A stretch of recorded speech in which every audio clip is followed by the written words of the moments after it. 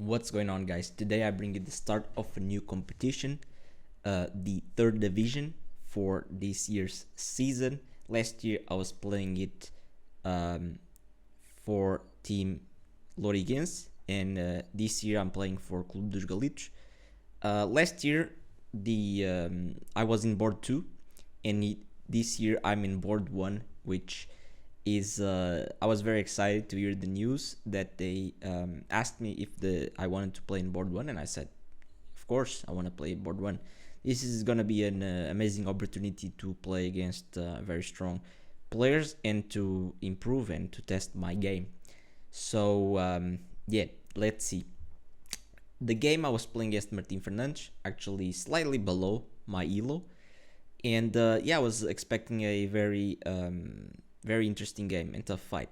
So here I started with e4, my opponent goes c5, and I play c3. So again, it seems that I've been on this trend of playing stuff that I never played before, and it's funny because actually this was the first time that I've ever played c3 in any chess game. I've never even online played c3. I was actually preparing it for this game as a surprise weapon, and kind of liked c3 Sicilian, so probably you're gonna see it other times, honestly. Here my opponent goes knight f6, I go e5, knight d5, knight f3, e6, d4, c takes d4, c takes d4, d6, bishop c4, and here knight c6. So yeah, this is all known theory. I was kind of going through these moves kind of fast because yeah, it's just like theory. And so far my opponent was pretty much blitzing out all the moves. I was kind of making sure that I wasn't messing up any of the lines, because when it's the first time that you're playing something, you want to be careful to not just pre-move something and then end up playing the wrong stuff. So yeah, I was taking my time. Also, this is a slow game, so you should take your time. Even if your opponent is blitzing out everything, it shouldn't affect you. And here after knight c6, I played castle, and my opponent played bishop e7. Here I played queen e2, and yeah, the goal with this is going to be playing actively and trying to attack on the king side. Here my opponent also castled, and I play knight c3, which is kind of a committal move that says to black, I don't care about you taking my knight on c3 and damaging my structure. Here my opponent took on c3, I took back with the b pawn, and then he took on e5, takes on e5, and he played queen c7. And here the argument that black has is okay, you have the bishop pair in an open position just like me, you have a strong pawn on e5 that allows me to have strong pressure on the king side.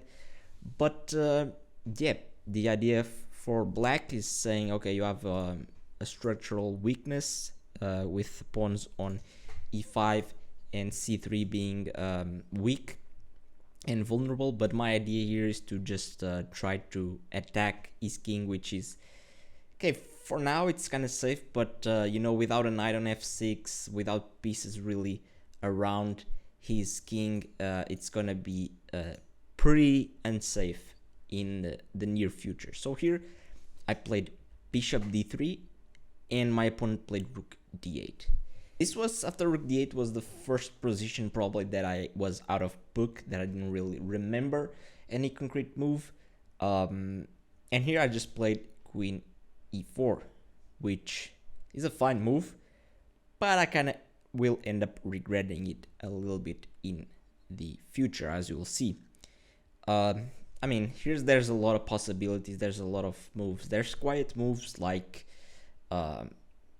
bishop f4 overprotecting this. There's quiet moves like bishop b2, for example. Quiet moves like rook e1. But I decided to play a more direct move, more provocative, and I played queen e4, threatening the pawn on h7. followed by mate. So here my opponent plays g6, and here I play h4. So I was really just going into his position, just trying to mate him as hard as I could. And fun fact here, my opponent actually took a long time to think, and he came up with the best response to my aggression.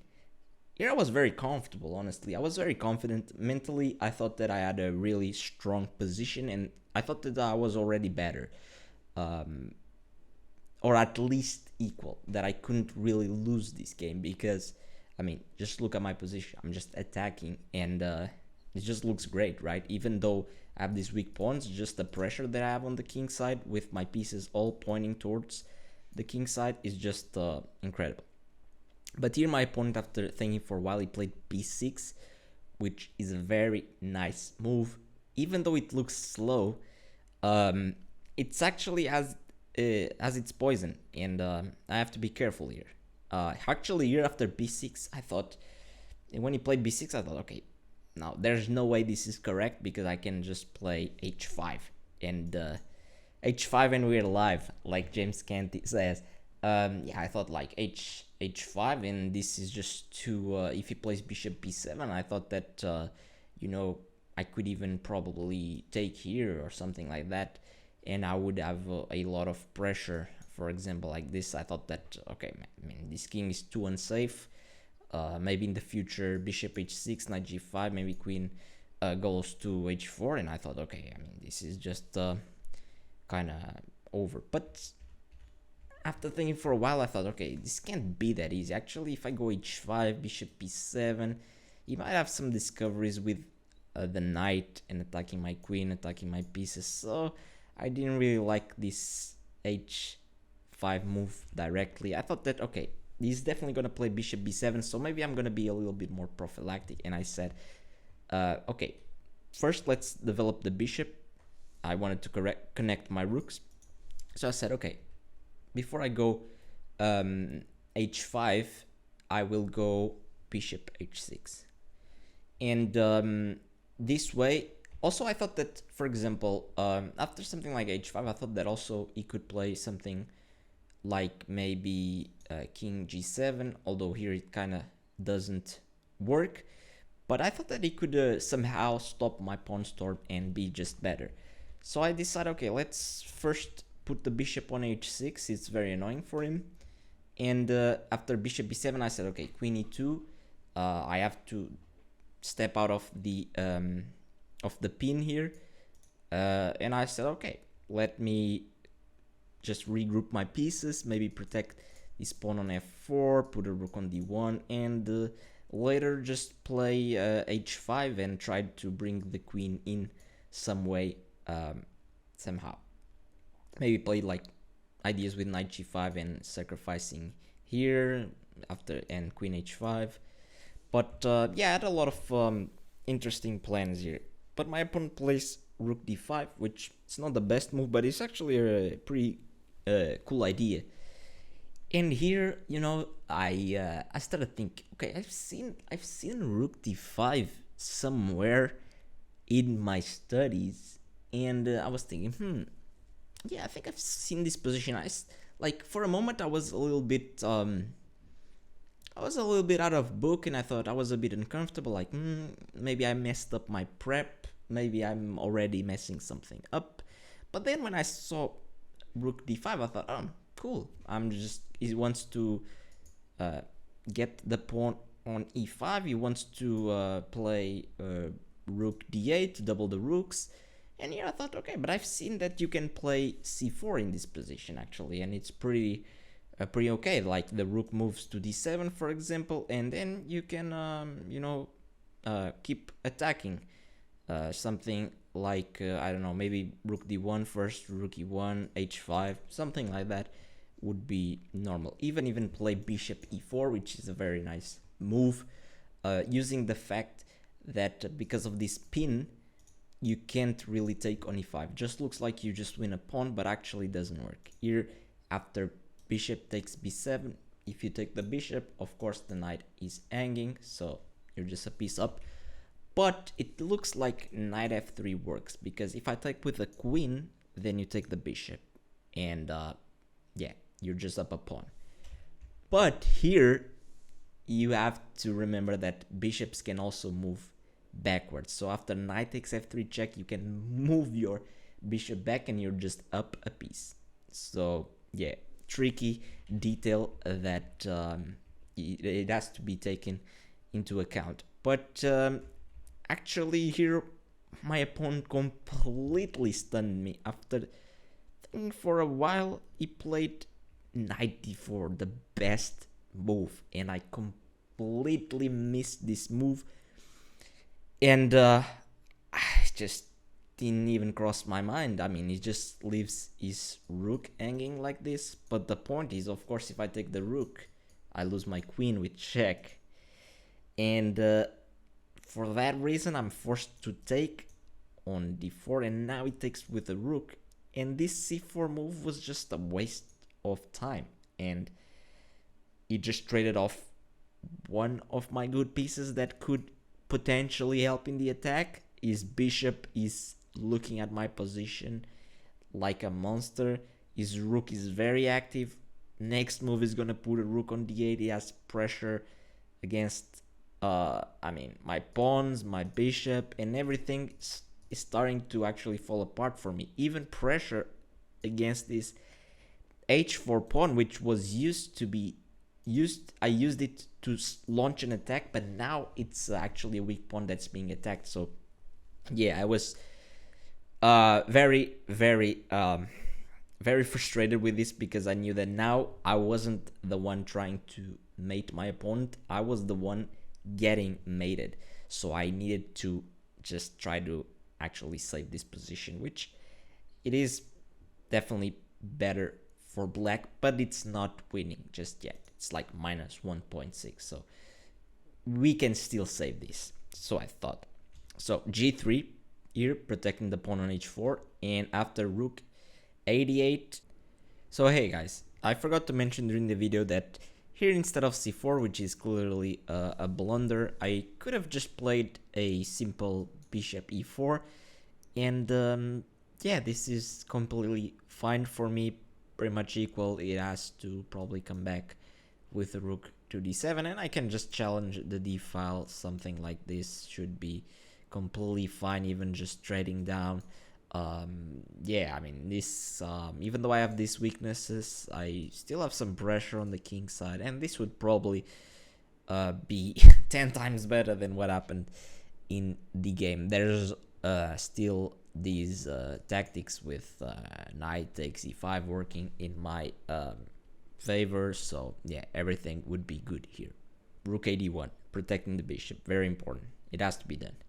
Here my opponent put even more pressure on the bishop on d3, so just it has the literally the triple stack here on the d file, and here I was pretty much forced to play bishop c2, and my opponent traded a pair of rooks here. Actually, I took with the bishop. I could have taken with the rook, try and put pressure here and trade more pieces, but I actually didn't like the fact that he had queen c6 here, and this pretty much just wins a pawn for black. No matter what I do, is of course threatening mate, so I have to stop it with f3. You can play f3 first or trade the rooks first, but let's say you play f3 first, it doesn't really matter here. Just queen takes f3, and after something like queen takes f3, bishop takes on f3, you have to pretty much you probably are gonna trade rooks, and it you reach this endgame where both players have the bishop pair, but my opponent is just up a pawn, and he has like a better structure here on the queen side. So yeah, I mean, I didn't really want to go into this endgame, but yeah, I took with the bishop. And now if he plays queen c6, I can play f3, and I'm not losing a pawn just yet. So yeah, I thought this was slightly better because of that. Here my opponent plays bishop c5. Probably this is actually a nice idea, which is very tricky here. If I do a random move, let's say bishop g5, I'm completely losing after queen c6.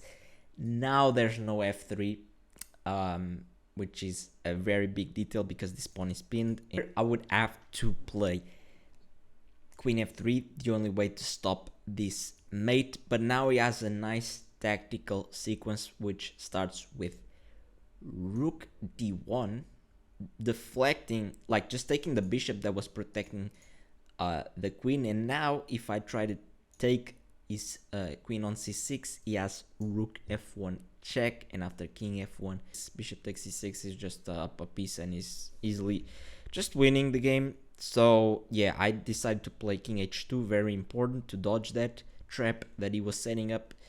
And after queen c6 here, just f3, it has to be played. And yeah, just look at my position. Even though the material is equal, I mean, I'm completely under pressure, you know. I'm actually not lost or even like that much losing. It doesn't even have a -1 advantage, but it's crazy. It just doesn't look like that. And here, he played bishop d4. Here I played bishop c2.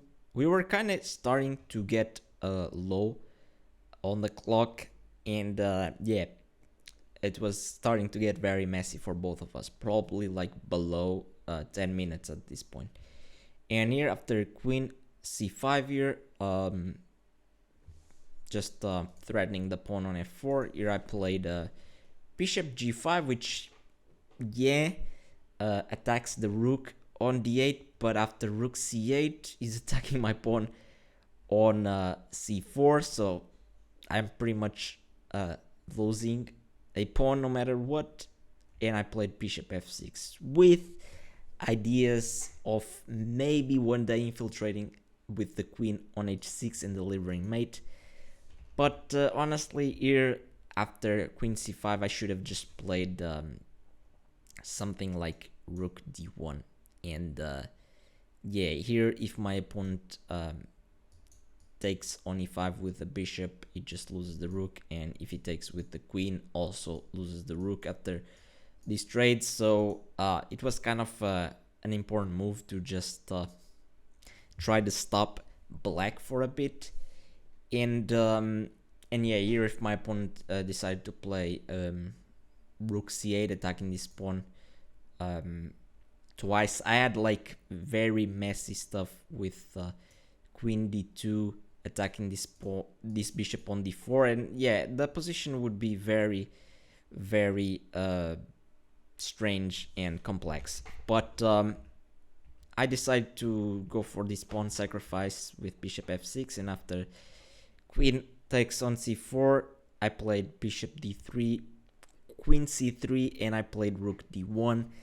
Yeah, I'm really worse right now, and yeah, I need kind of a miracle to survive this. See, here my opponent plays bishop d5, and he was below like 2 minutes here. He had like 1 minute and some seconds here. I had probably like 4 minutes, I would say here.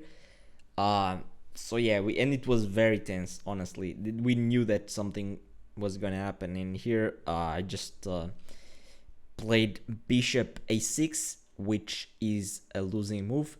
Actually, the tactic is not that hard to spot. Of course, I'm attacking the rook on c8, and my idea was for him to move the rook somewhere, and I would gain like just a tempo.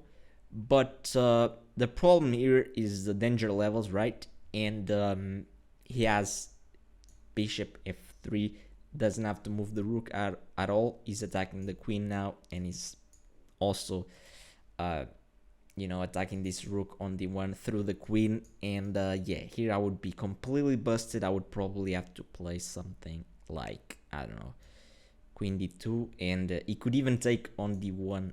To my surprise, of course, when I played bishop a6, I didn't see bishop f3, otherwise I wouldn't have played it. But I was kind of playing on his clock, and I wanted to play fast, so he didn't really have much time to think. And here he completely blundered with bishop c4, and yeah, totally missing this tactic on f3. He actually didn't miss. After the game he told me that he thought that he couldn't take on f3 because maybe after something like queen d2 he would have to trade and the bishop was hanging, and if he didn't trade like I would infiltrate and mate him, but that's just miscalculation as we saw. And here I was completely equal if I took the bishop on c4, and after something like rook takes c4, for example, I would play queen rook d3, excuse me, and yeah, just kind of hold this position like this. Even down a pawn, the engine just says that it's completely equal, but yeah, it's very uncomfortable. I wanted to simplify even more, so after bishop c4 here I played queen d2, but this is actually losing, which is incredible, but my opponent missed it again. So the idea for me is to just trade as many pieces as I can and go into like something like a opposite colored endgame bishop or something that I could hold. I thought that with the queens on the board I couldn't hold it because there would be too many mate threats to my king. So here he took the queen, which is correct, and after takes with the rook here, he played bishop a6 and rook takes bishop on d4.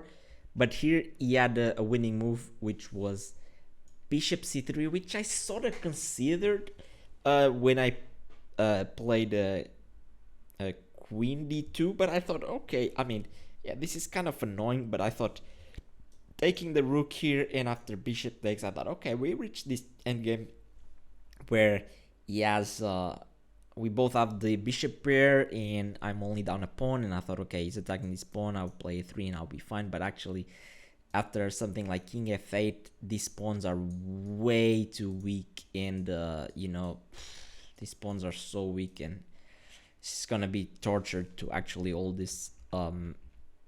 But here he did kind of a different move order. He didn't include this bishop c3 here, and yeah, it is normal. He was really down on the clock, so he just played the more natural bishop takes on a6. I took on d4 with my rook, and here he played bishop b5, I guess, to kind of stop rook a4 winning a pawn on a7, which is completely fine. And here after bishop b5 I looked at the other boards. I had like, what, 2 minutes on the clock. He had like 30 seconds maybe, or 1 minute as well. We had really low time on the clock, and I just stood up and I went and looked at the other boards to see the results.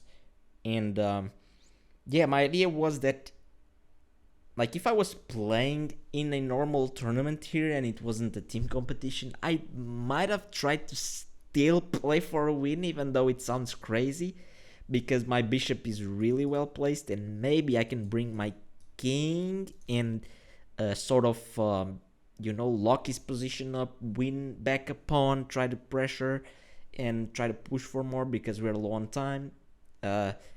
But I saw that board 4, we lost on board 4, we won on board 3, so it was 1-1, and board 2 my teammate was completely winning, so I knew that we only needed a draw for my team to actually win the match, which is the most important thing when you're actually competing in team competitions. You shouldn't really be selfish and only care about your result. So yeah, I just saw that if my board draws, if I draw my game, the team wins. So I just played instantly rook d8 check, going into this opposite color bishop endgame, and yeah, we traded like this. My opponent played bishop c4, I played a3, and here I was very excited because I knew that I would have a lot of chances to draw because it's a bishop, opposite colored bishop endgame, and I'm only down like a pawn. So here my opponent brings his king, I also bring my king, put the bishop on g5, and here my opponent played a5 and I played king d4, and here he attacked my pawn, defended it, and we kind of shuffled a bit, and around here we agreed to a draw. He offered me a draw, I took it, of course, and my team won, and I dodged a bullet. Was the first game of the year, was very tough. At the end of the game, I actually asked him, like, I thought that I was clearly better in the middle game because I had a huge attack, and he told me, no, actually, it's probably just equal. It looks like you have an attack, but you don't really have anything. And I was very shocked, like, because it's true. It looks visually that I have a big attack, but in reality, it's not that easy because he actually has a pretty good counterplay, and he just defends everything if I don't make something happen. And yeah, I mean, this was a very, very tough first game, and I'm very happy that I managed to actually draw the game and my team won. So yeah, first game of third division, draw. Okay, I had the white pieces playing against someone a little bit lower rated. I'll take the draw. But yeah, let's see if I can bring better results. Next game will be against a player with 1981 Hilo. So yeah, it's gonna be very tough. I'm gonna play with the black pieces, but I'm gonna do my best to try to bring a win home. So yeah, guys, stay tuned for more videos like this, and thanks for watching. Bye bye.